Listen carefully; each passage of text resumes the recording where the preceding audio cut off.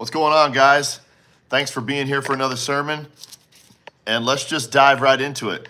I wanted to talk tonight about the will of God and why it's hard and difficult for us to a lot of times to wrap our minds around the will of God, especially when it comes to loss, especially when it comes to difficulty, especially when it comes to the word no. We have a very, very difficult time with this. And tonight we're going to unbox some of these times in Scripture where maybe in our human minds we would go, man, that's unfair. That seems so unfair for this to happen to this person or that person. But there's a bigger plan at large that we don't know about, and that's hard for us to understand. So let's go in. Let's start in John 9. We're going to start in John 9. Verses 1 through 7 tonight. It says, as he went along, he saw a man blind from birth. His disciples asked him, Rabbi, who sinned, this man or his parents, that he was born blind? Neither this man nor his parents sinned, said Jesus, but this happened so that the works of God might be displayed in him. As long as it is day, we must do the works of him who sent me. Night is coming, when no one can work. While I am in the world, I am the light of the world. After saying this, he spit on the ground, made some mud with his saliva, and put it on the man's eyes. Go, he said to him, wash in the pool of Siloam. This word means sent. So the man went and washed and came home seeing. His neighbors and those who had formerly seen him begging asked, isn't this the same man who used to sit and beg? Some claimed that he was. Others said, no, he only looks like him. But he himself insisted, I am the man. How then were your eyes open, they asked. He replied, the man they called Jesus made some mud and put it on my eyes. He told me to go to Siloam and wash, so I went and washed, and then I could see. Where is the man? They asked him. I don't know, he said. And so we look at this. First of all, we need to unpack maybe the Jewish mindset a little bit on why the disciples immediately kind of identified his ailment with a sin. And that is just kind of because they were spiritually minded. Not only that, but the law indicates in many situations that the sins of the father will affect the sins of the sons from this and this and this and this. And so they could have been also leaning on the law there. You know, clearly this person is doing and is not well, is blind because they sinned and their parents must have sinned. But what does Jesus say? No, he is this way so the glory of God can be shown. And we would look at that and say, well, this man had to be blind. He had to be blind so that God could show his mercy and grace to this man. And maybe in our human minds, we would go, that is so unfair. That's so unfair that the man had to be blind so that the glory of God could be shown. But again, if you read on, which I hope you do, and you look at how it plays out for this man, he goes to the synagogue and he has this long back and forth with the Pharisees and all this other stuff. Jesus uses this opportunity to show the goodness and grace of God in this blind man. He was blind so that Jesus could heal him and so that he could show the glory of God to his people. We don't like to look at it that way. How about we look at the fact of what the disciples said, right? Well, it's because he sinned. Well, the question then needs to be asked, can we, as if we are Christian, can we, as Christians, have our physical body affected by sin? Can we look at a situation and go, I'm dealing with this because of a sin that I've done. I'm dealing with this because of something that I've done. Are we ever able to take responsibility for our actions? And does our actions have a spiritual ramification? Now, certainly in this circumstance, Jesus says clearly that wasn't the case. That's not the case, that the man had somehow sinned and was ending up blind. He says clearly that this man was blind so that I could heal him and show God's power and God's glory. But I often wonder if we today, as Western-minded Americans, that's where I'm at, are able to look at our own sin and the effects that it has on us. Are we punished in the body for sin? I think people have a really hard time with that. I think people have a very, very difficult time looking at an ailment, looking at something going on in their life and saying, maybe I'm responsible for this thing because of my sin. Because doesn't the Bible say the Lord disciplines those he loves? If he disciplines those he loves, what does the discipline look like? What does it manifest itself in the flesh as discipline? So I want us to look at this passage in a couple different ways. First of all, the man was blind so that Christ could heal him and could show the glory of God through the healing of the man. And then he goes on to have a big dialogue with the religious leaders and so on and so on. And the glory of God is proclaimed further than that interaction with Jesus here. But on the other side, the disciples, what they say, who sinned? Who sinned? What caused this man to be this way? Man, that is so foreign to us. And you know why it's so foreign to us? Because we don't like to take responsibility. We don't want to take responsibility. We don't want to say, this is my fault. This is my fault this has happened to me. This is my fault that this is happening to my family. This is my fault that we don't want to do that. We want to say, God would never do that. Jesus would never let this happen.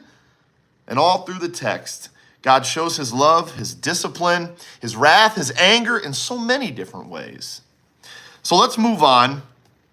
Again, we're going over why God's will is often so foreign to us here, not only in America, but across the world, because we don't know the mind of God. And we will continue on in that place. Let's go now to John 11. So remember, the man's healed. Why?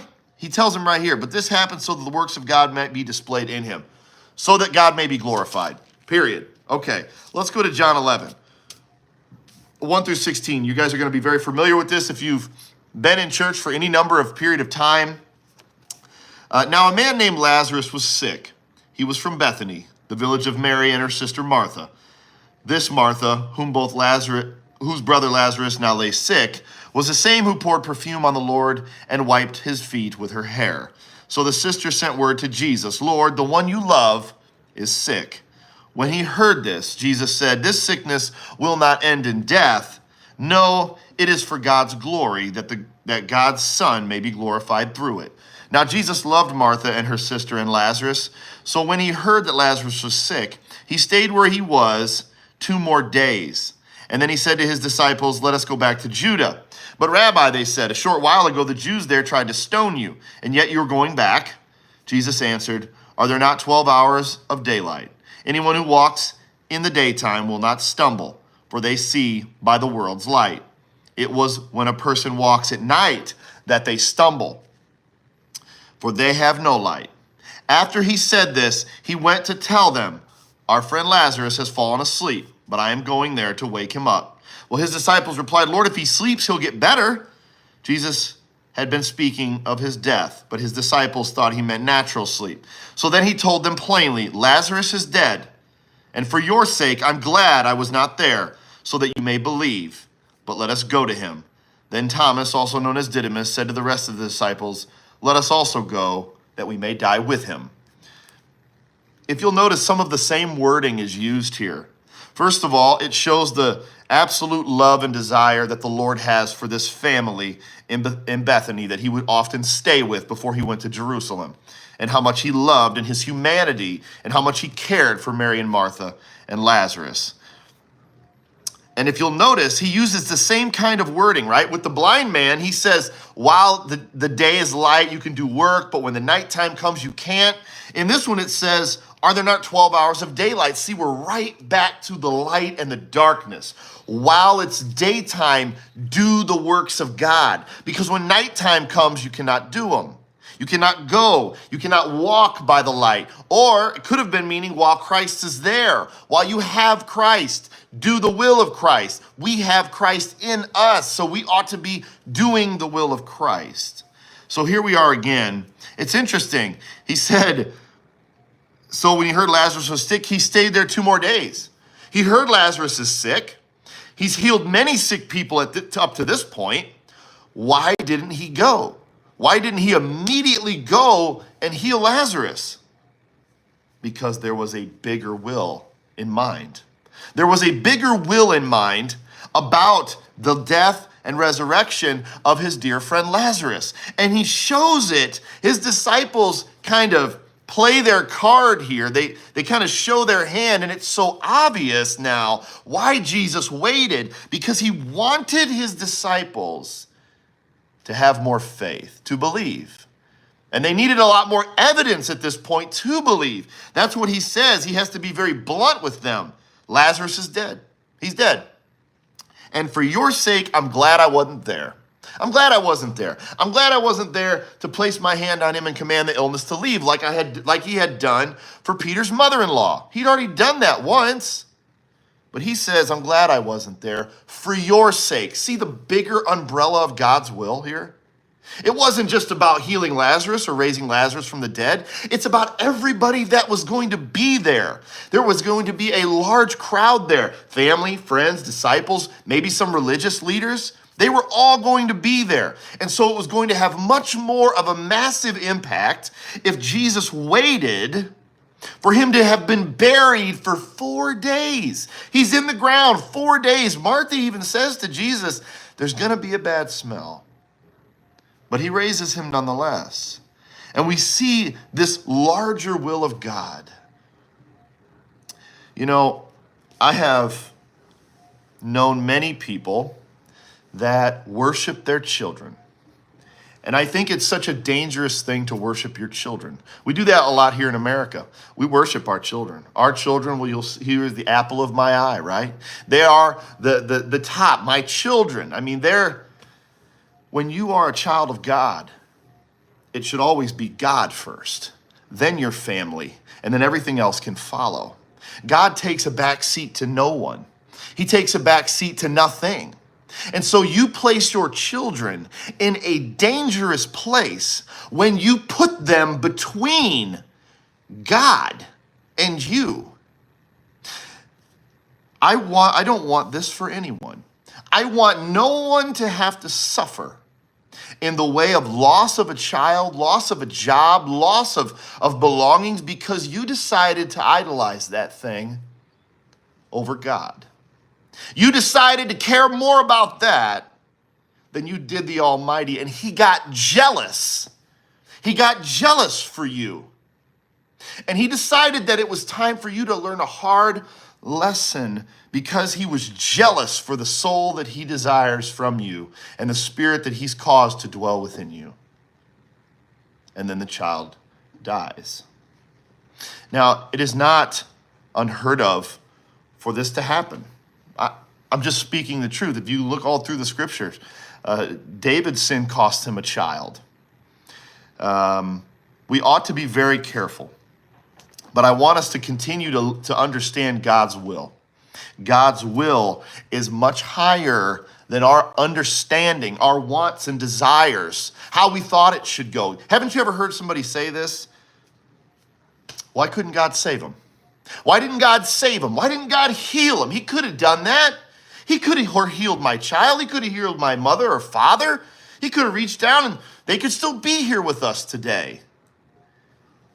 I think a lot of times when we come to this great point of grief, we come to a crossroad where we'll either lean on God more, or you see people shake their fist at God and say, well, I'm just not going to be a part of this if a loving God would ever let something like this happen.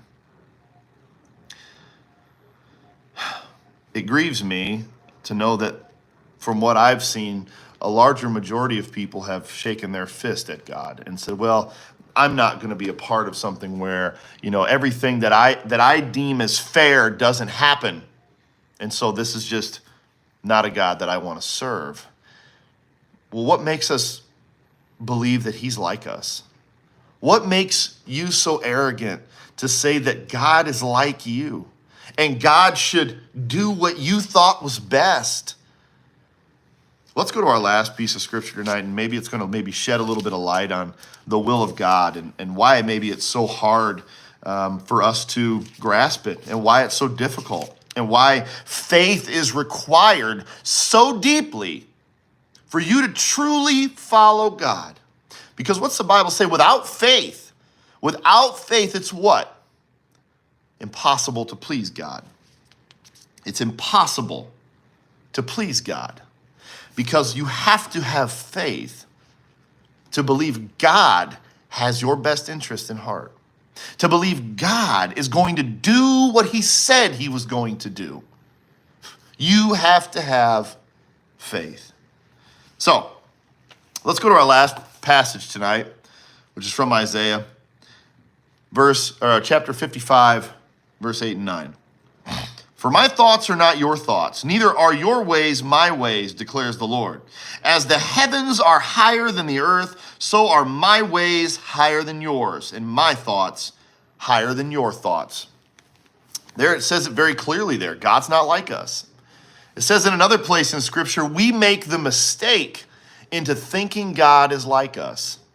Thank God he's not like us, because we would be in a world of hurt if he was like us.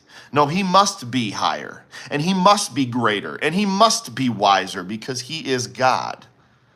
So understand, when things seem unfair, when seem things that go wrong that you wouldn't have done, thank God that he's in charge, and that he's on the throne, and that he's continuing to rule and reign as he sees fit, and not how you see fit or I see fit, because we can make quite a mess of things. Guys, I'm so thankful that you were hanging out with me tonight, and I hope to hear from you more. Join the channel, like and subscribe. May the Lord bless you all.